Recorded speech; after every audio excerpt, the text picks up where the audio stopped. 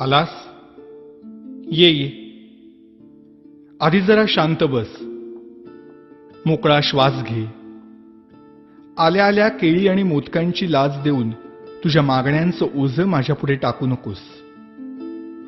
किंवा खरं तर यावर्षी काही मागूच नकोस. मागच्या वर्षीच्या तुझ्या मागण्यांचं काय झालं हे देखील विचारू नकोस.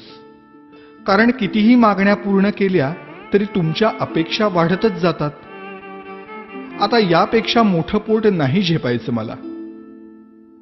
त्यापेक्षा असं कर, यावर्षी माझ्याच काही मागण्या पूर्ण कर. बघ जमतंय का? यावर्षी तरी निदान माझ्यासमोर दुसऱ्याचं वाईट चिंतू नकोस. उगीच माझ्या नावाखाली खोटी वर्गणी उचलू नकोस. रात्रभर जागू नकोस. जागलास तरी पिऊ नकोस. प्यायलास तरी निदान झिंगू नकोस. नकोय रे मला 30 तोळ्यांची माळ. जमलंच तर स्पीकरचा व्हॉल्यूम कमी कर थोडा. अश्लील शब्दातली तुमच्या गाण्यांची लिरिक्स ऐकवत नाहीत मला. आणि बघवतही नाही तुमच्या कॉम्प्लेक्सच्या गॅदरिंग मधला नंगा नाच. अशक्य होतं रे मला हे 10 दिवस तुमचा तमाशारूपी उत्सव सहन करणं.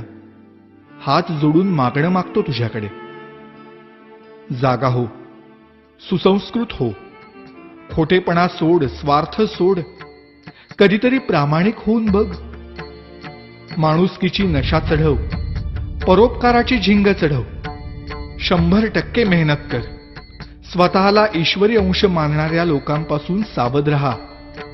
त्यांच्या आधाराने जगण्याचा प्रयत्न करून स्वतःतला आत्मविश्वास हरवून बसण्यापेक्षा तुझ्यातलं देवत्व मनापासून जप.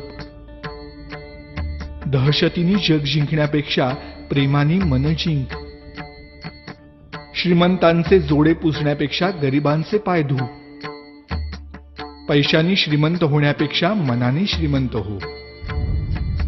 बघ आता यातलं किती तुला झेपतंय. रागावू नकोस भक्ता.